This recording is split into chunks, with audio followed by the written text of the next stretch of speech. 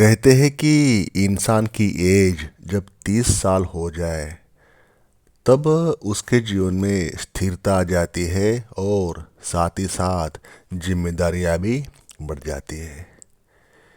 इस उम्र में इंसान अपने करियर की गति पकड़ता है, परिवार की योजना बनाता है और अपने सपनों को साकार करने की कोशिश करता है। 30 साल का जो एज है,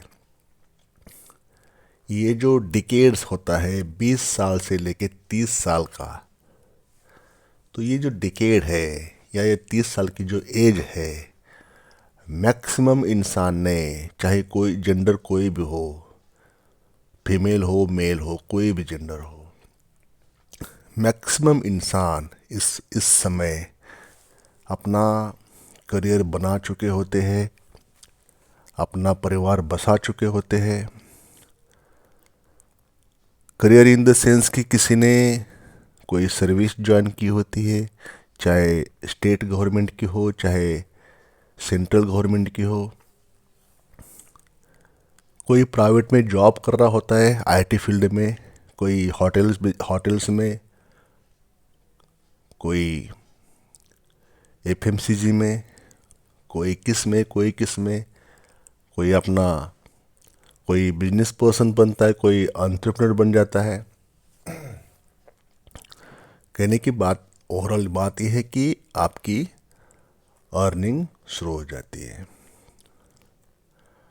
जब इंसान की अर्निंग स्टार्ट हो जाती है तो डेफिनेटली वो ट्राई करता है अपना घर बसाने का, शादी करके अपना परिवार बसाने का।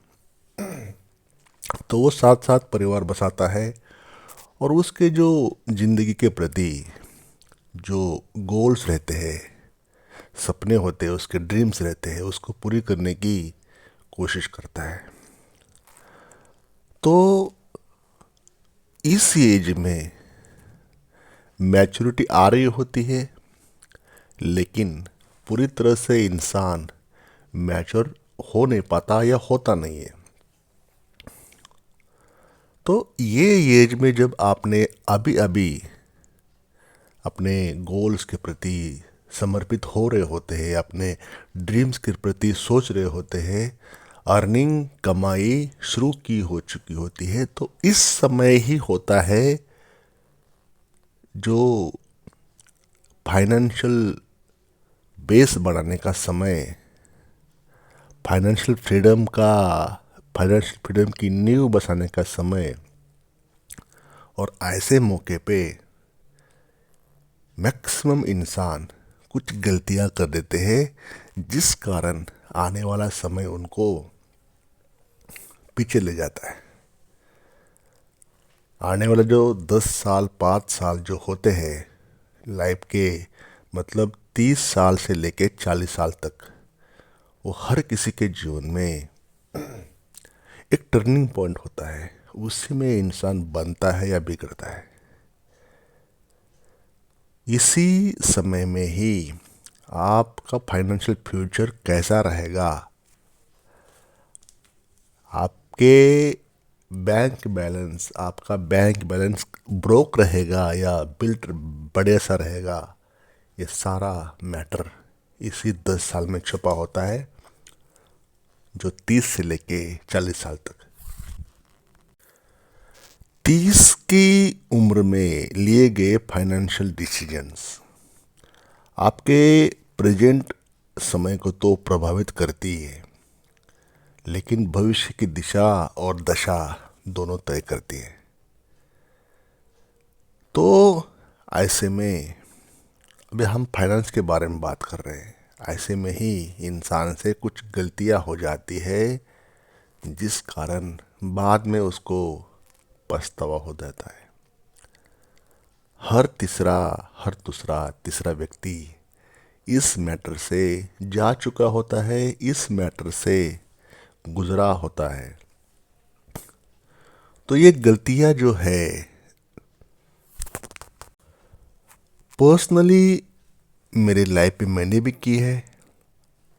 तो मेरा ये मन बन चुका है कि अगर मेरे 30s में मुझे कोई बताता, मुझे कोई एडवाइस करता, सलाह देता या डिस्कस करता कि these are 3, these are 4, these are 10, whatever mistakes every earning member या एवरी सैलरी पर्सन या every business person are use to make. तो 30 साल की दहलीज पे जब इंसान आता है तो उसके जो डिसीजंस होते हैं, उसके जो फाइनेंशियल निर्णय होते हैं, वो अगर गलत हो जाए तो उसका सारा जो रोड मैप होता है वो फेल हो जाता है, मान लो। तो यहाँ पे इस वीडियो के माध्यम से हम वो कुछ गलतियाँ आपके सामने पेश कर रहे हैं जो हर इंसान अपने 30s में जब होता है तब वो उससे हो जाती है, जाने में अनजाने में, क्योंकि मैच्योरिटी अभी तक आई नहीं होती है। करियर का स्टार्ट किया होता है, अर्निंग स्टार्ट की होती है, तो सही मार्गदर्शन की कमी से या सही डिस्कशन की कमी से इंसान कुछ फाइनेंशियल मिस्टेक्स कर सकता है या कर लेता है। तो वो मिस्टेक्स आपके सामने मेरे शब्द द्वारा, आसान शब्द द्वारा बताने की कोशिश करता हूँ, जो अगर आप अभी 30 साल के हो चुके हो और ये वीडियो आपके लिए एप्लीकेबल है तो डेफिनेटली आपके लिए एक अच्छा एक मील का पत्थर, माइलस्टोन हो जाएगा आपकी फाइनेंशियल जर्नी के लिए। वीडियो पर चैनल पर पहली बार आप विजिट कर रहे हो, kindly subscribe this channel, press the bell icon, साथ ही साथ एक लाइक करके हमें अपना प्यार जरूर दे दोस्तों। और दोस्तों, मैं आजुम करता हूँ कि आपने इस चैनल को सब्सक्राइब किया ही होगा और एक लाइक करके हमें अपना प्यार दिया ही होगा। तो चलिए दोस्तों, वीडियो शुरू करते हैं।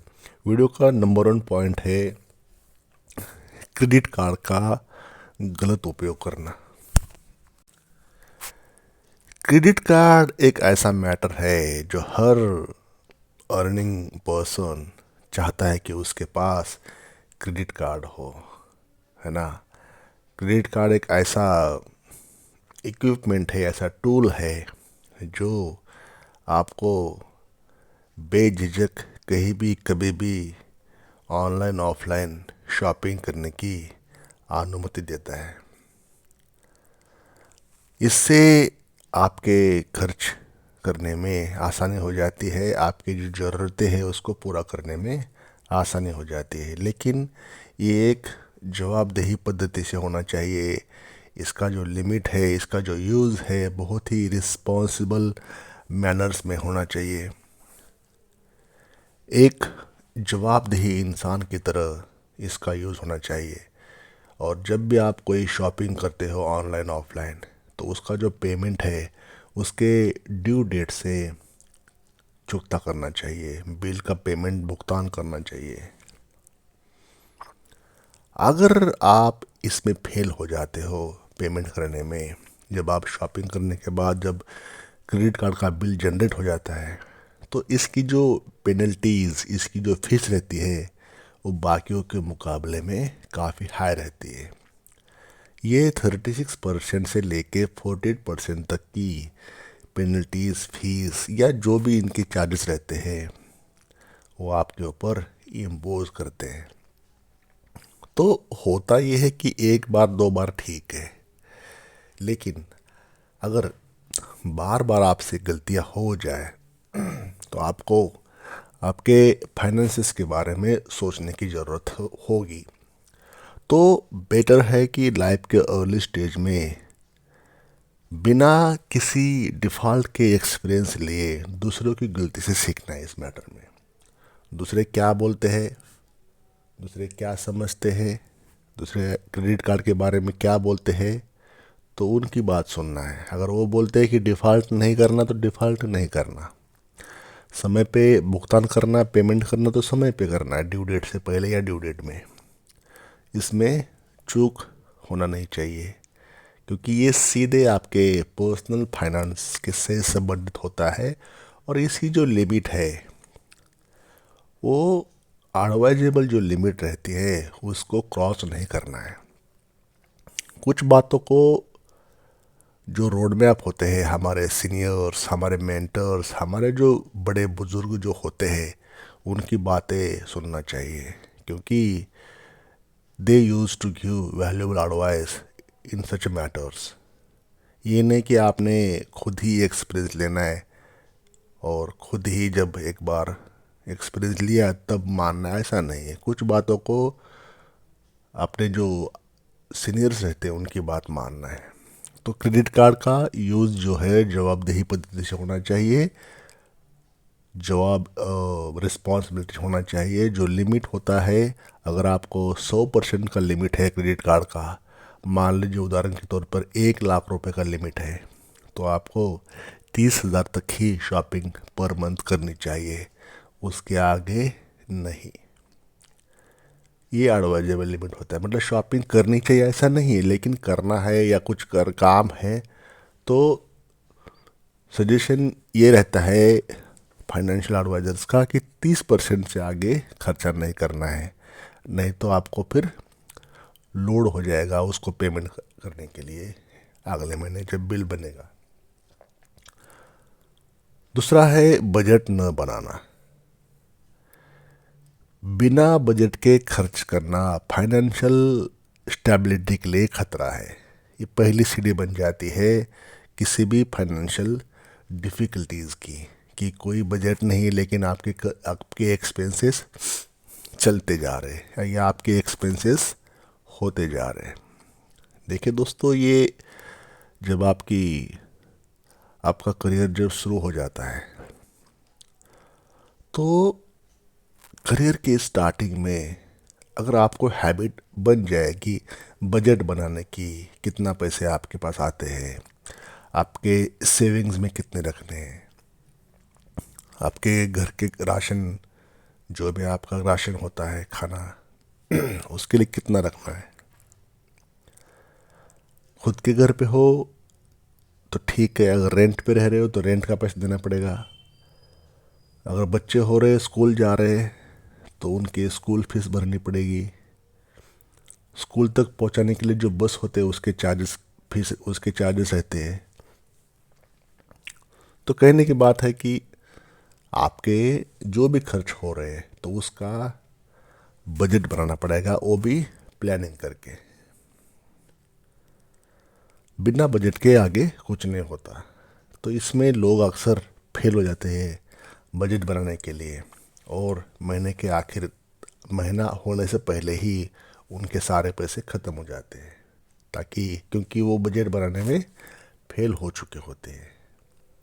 तीसरी गलती है जो मैक्सिमम लोग करते हैं जब वो अपने 30s में होते हैं, वो होता है आपातकालीन फंड को न बनाना। आपातकालीन मतलब इमरजेंसी फंड। ये इतनी इसकी आवश्यकता है हमारे लाइफ में। किसी को कभी भी फाइनेंशियल रिक्वायरमेंट हो सकती है, पैसे की ज़रूरत किसी को भी हो सकती है, खुद को या अपने परिवार में। अचानक कुछ भी हो सकता है, कुछ भी आपातकालीन परिस्थितियाँ बन सकती है। जैसे किसी को चोट लग सकती है, किसी को बीमारी हो सकती है, किसी को सर्विस का खतरा हो सकता है, किसी को मतलब खुद की घर की सर्कमस्टेंसेस भी होती है या बाहर की भी होती है। तो ऐसे समय में अगर कोई आपको इमिडिएटली काम आएगा तो वो होता है पैसा। तो पैसा ही आपको काम आता है उसी समय, जो आपके अकाउंट में लिक्विड अमाउंट जो होती है वही पैसा आपको काम आता है। बाकी रिश्तेदार, फ्रेंड्स, ये बाद में काम आएंगे आपको, हो सकता काम भी ना आ जाए। तो इमरजेंसी जब होती है तब आपको अपना पैसा ही काम आता है और पैसा ही वर्क करता है ऐसे मैटर में। तो बेटर है कि आपातकालीन फंड या ये इमरजेंसी फंड को बनाना, जो कि अक्सर लोग बनाते नहीं है, बना नहीं पाते, या उसके बारे में उनकी सोच होती ही नहीं है, या they are not aware about it, या they don't know what is emergency fund. अगर आपके पास होते हैं पैसे या है तो अच्छी बात है, नहीं है तो आपको इसके बारे में आज से ही सोचना चाहिए। आपके पास कम से कम मिनिमम 3 से 6 महीने की आपकी जो मंथली अर्निंग है, उतना अमाउंट आपके पास होना चाहिए एज आपातकालीन निधि या इमरजेंसी फंड के तौर पर। वही एडवाइजेबल रहता है। मिनिमम 3 महीने की सैलरी तो आपके पास होनी चाहिए, या 3 महीने की जो भी आपकी अर्निंग है। मान लीजिए महीने में आपकी 50,000 रुपये कमाई है, तो इंटू 3 = 1.5 लाख रुपये। एक उदाहरण दे रहा हूँ आपको, किसी की 1 लाख हो सकती है, किसी की 10,000 हो सकती है, किसी की 20,000 हो सकती है, किसी की 10 लाख भी हो सकती है। तो अपना अपना रेशियो होता है कमाई का, उसी के मुताबिक उसके एक्सपेंसेस जो होते हैं वो रहते हैं। तो सबसे पहले एडवाइजेबल ये है कि फाइनेंशियल वरीज ना आ जाए, डिफ़िकल्टीज ना आ जाए, उसको बीट करने के लिए आपके पास, अगर ऐसी कोई परिस्थिति आती है तो आपके पास पैसे होने चाहिए, जो कि आपको पैसे ही काम आएंगे। इंसान तो बाद में काम आएगा आपको, ये नहीं कह रहा हूँ कि काम नहीं आएंगे, लेकिन काम पैसा ही आएगा। अच्छा मान लो नहीं है आपके पास, पैसे नहीं है, तो आपको उधार लेना पड़ेगा किसी से, जो भी वो जिस भी कंडीशन में बोले, जो भी उसकी कंडीशन सामने वाले की रहे। चाहे आपको बैंक्स के पास जाना पड़ेगा, नहीं तो आपको किसी प्राइवेट लेंडर्स के पास जाना पड़ेगा, या किसी दोस्त के पास जाना पड़ेगा। अब वो दोस्त क्या कंडीशन रखता है, दोस्त था नहीं था, दोस्त है नहीं है, वो बातें अलग है। लेकिन अगर पैसे के बारे में बात हो रही है तो ओवरऑल आपके ऊपर वो कर्ज ही होगा। चाहे किसी भी परिस्थिति में आप ले, घर का लो, बाहर का लो, किसी का भी लो, लेकिन आपके ऊपर वो कर्ज ही होगा, जो कि आपको बाद में देना ही होगा। तो इमरजेंसी किसी की भी लाइफ में आ सकती है, तो उस समय आपको ये चीज़ें याद रखना है। अगर नहीं है अभी तक आपके पास इमरजेंसी फंड, तो कोई बात नहीं, आज से ही आप सोच लीजिए। हर महीने जो भी आपकी कमाई से कुछ परसेंट, 10, 20, 30% जो भी बनता है, जैसे भी बनता है, आप उसको अलग करके, उसको छेड़ना नहीं है, अलग करके अपने पास रखना है अकाउंट में, उसको छूना नहीं है, सेविंग के तौर पर रखना है उसको। नंबर 4, फिजूल खर्च करना। फिजूल खर्च करना मानो एक हैबिट सी बन चुकी है हर इंसान की। बेमतलब का खर्च करना, पता ही नहीं कि कितना खर्च करना है और कब करना है। ये इंसान को अक्ल आते आते 10 साल निकल जाते हैं, कब क्या करना है ये समझने के लिए। बस चले गए वहाँ पे खर्चा कर लिया, बाहर चले गए, कहीं ऑफिस की तरफ चले गए, कहीं काम की तरफ चले गए, बस थोड़ा मौका मिला उधर ही खर्चा कर लिया है। मान लीजिए आप सब्जी खरीदने गए हो, लेकिन साथ में कुछ और ही लेके आए, गए थे शॉपिंग करने के लिए और ही कुछ उठा के ले आए, पैसा है जेब में इसलिए। ओवरऑल बात का भावार्थ ये है, कहने की बात ये है कि फिजूल खर्ची जो आज के समय में, आज के इस लोभ लुभावन समय में हर जगह पे स्कीम चल रही है, हर जगह पे रिवार्ड्स होते हैं, ऑफर्स होती है, क्रेडिट कार्ड का ऑफर, डेबिट कार्ड का ऑफर, शॉपिंग का offer, buy one get one free, buy one get two free, या buy two get one free. तो ये जो स्कीमें है, ये मानो आपके फाइनेंसिस के लिए खतरे की घंटी होती है। हर जगह पे ये ऑफर्स, हर जगह पे ये लोभ लालसा चलती रहती है आपसे पैसे निकलवाने के लिए समझो, या उनका बिजनेस ग्रो करने के लिए, या मतलब जो भी है, दोनों में से एक भी जो भी समझो। तो जो कुछ जो परिवार में चाहिए वो तो चाहिए आपको, लेकिन जो आवश्यकता ही नहीं है उसके ऊपर खर्च करना सही नहीं है। उसको बोलते हैं फिजूल खर्च करना। दूसरा नेक्स्ट पॉइंट है, नेक्स्ट गलती है जो अक्सर लोग करते हैं, बिना जानकारी के इन्वेस्टमेंट करना। अब उनको जब व्यक्ति अपने थर्टीज़ में होता है, 30 साल की एज में होता है, 30 साल मतलब 30 साल नहीं दोस्तों, ये 25-30 साल, 30-32 साल, 28 साल, ये मतलब इस प्रकार से हमारा जो कंटेक्स्ट है इस प्रकार से, जब इंसान अपना करियर बना चुका होता है, तो आपके पास पैसे का सोर्स बन जाता है, पैसे का स्रोत बन जाता है। तब आपके सामने पैसे को ग्रो करने के लिए सारे वैसी बातें हो जाती है घर परिवार में, दोस्तों में, रिलेटिव्स में, कि पैसे को इन्वेस्टमेंट करना चाहिए, पैसे को इन्वेस्टमेंट करना चाहिए। ये बातें आपके सामने से बार बार निकलती जा रही होती है। तब इंसान आप सोचता है कि चलो क्यों ना हम हर महीने कुछ ना कुछ सेविंग के तौर पे सेविंग किया जाए। तो सेविंग किया जाए या इन्वेस्टमेंट किया जाए, तो इन्वेस्टमेंट के नाम पर या इन्वेस्टमेंट करनी है करके कहीं भी इन्वेस्टमेंट करना शुरू कर लेते हैं, जबकि एक साइंस है, जबकि एक स्ट्रेटेजी होती है कि इन्वेस्टमेंट करना मतलब क्या करना। सही समय पे सही जगह पे इन्वेस्टमेंट करोगे तो ही पैसा बनेगा, नहीं तो वो इन्वेस्टमेंट आपकी निगेटिव इन्वेस्टमेंट बन जाएगी। मान लीजिए आपने सोचा कि म्यूचुअल फंड में आपको हर महीने में SIP करना है या हर महीने 10,000 रुपये जमा करना है।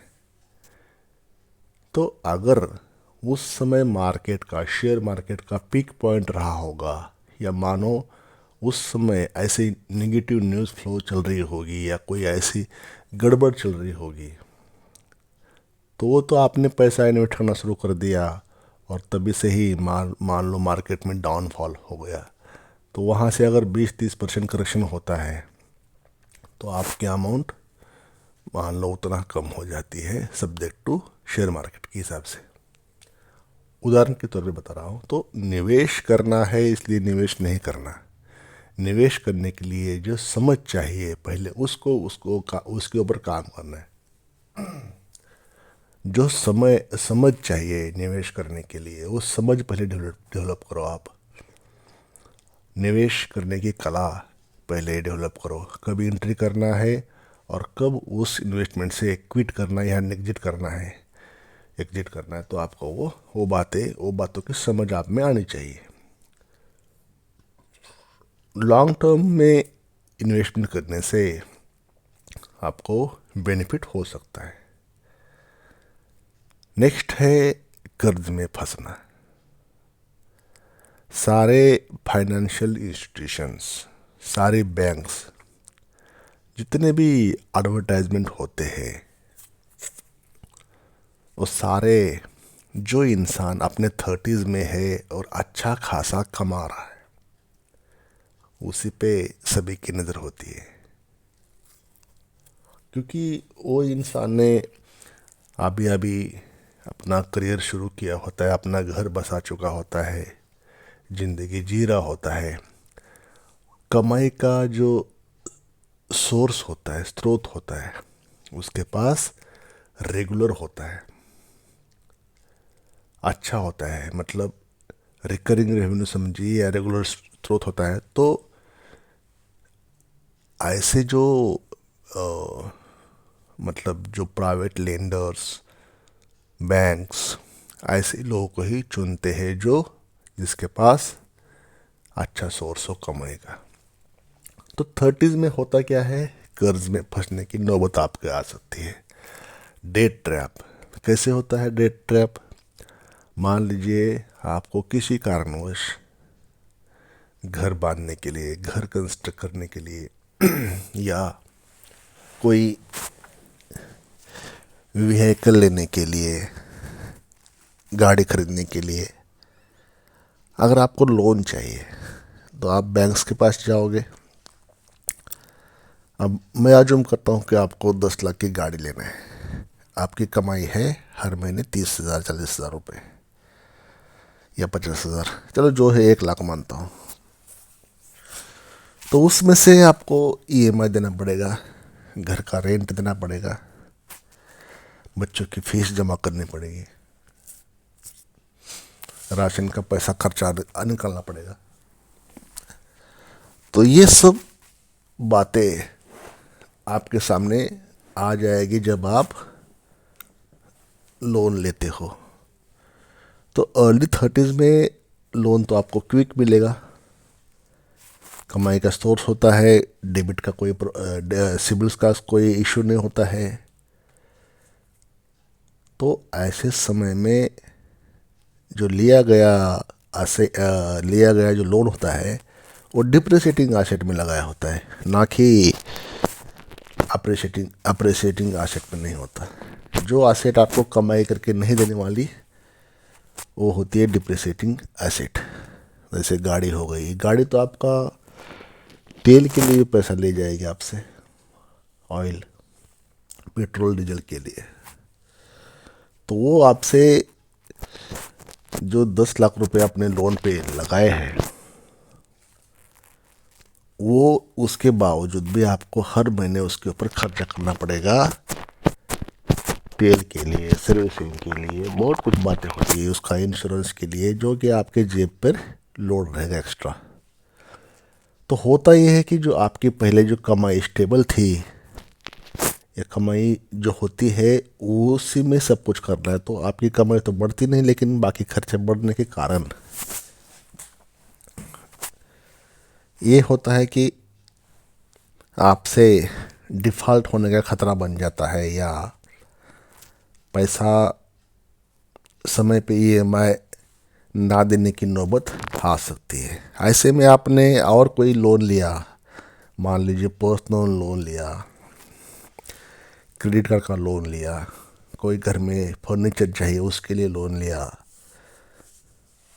या कहीं घूमने के लिए टूर पर जाने के लिए लोन लिया, तो ये सब सारी ईएमआई एक साथ आपके अकाउंट पे आ जाएगी, जिस कारण जो फाइनेंशियल डिफ़िकल्टीज होती है और बढ़ जाती है। तो सारांश में अगर कहा जाए तो 30 साल का जो डेट ट्रैप होता है, अगर एक बार आपके ऊपर आ गया तो 10 साल चले गए मान लो आपके लाइफ के, क्योंकि 10 साल से पहले आप बाहर निकलोगे ही नहीं। फिर आप फिर बैंक्स के लिए ही काम करोगे, फिर उसको इंटरेस्ट देने के लिए ही काम करोगे, आप क्रेडिट कार्ड के लिए ही काम करोगे, फिर उनका वर्कर बन के। तो कर्ज में फंसने की नौबत आ सकती है, और आपको honest suggestion from my side, आपको इससे बचना है।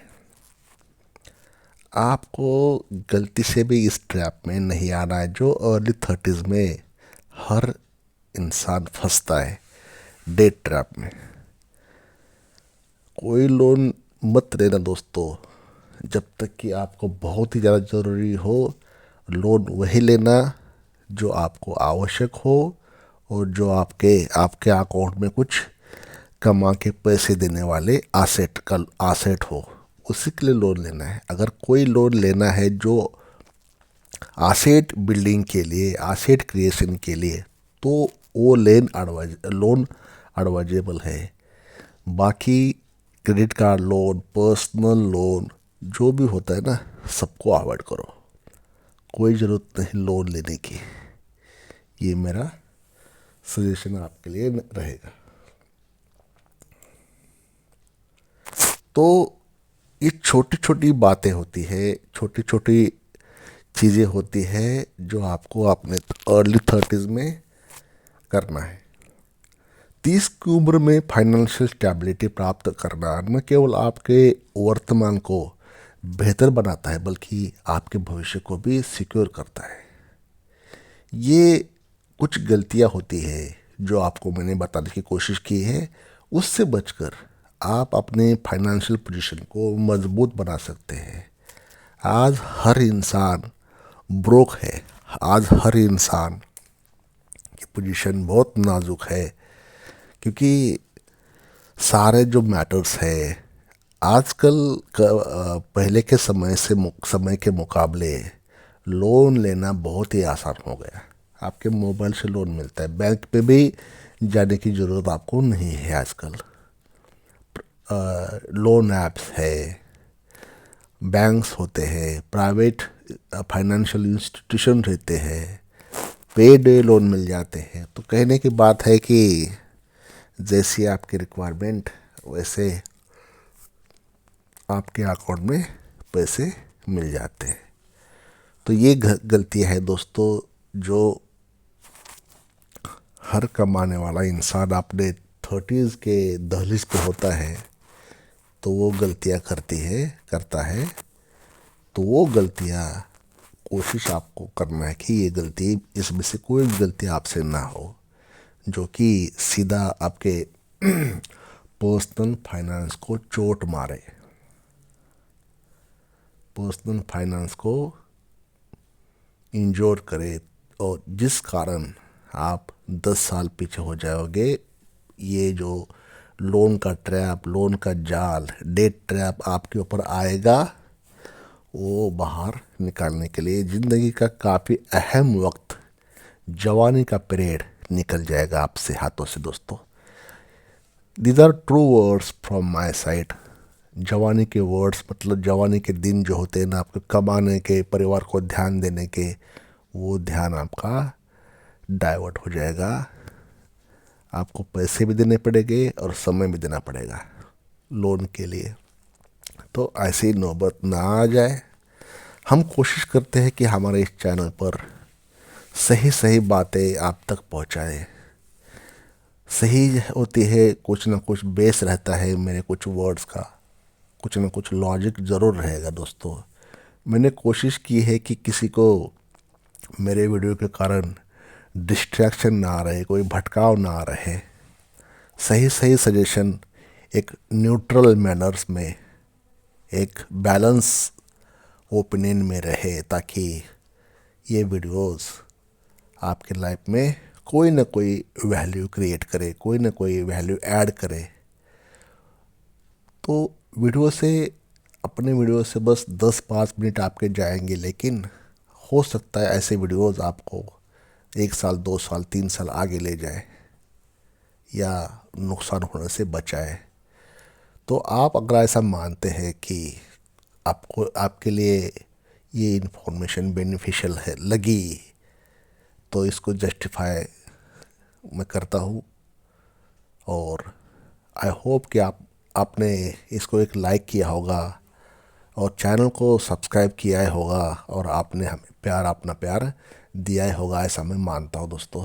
Thank you for watching this video. Channel को सब्सक्राइब करें, वीडियो को लाइक करना ना भूलें। Thank you.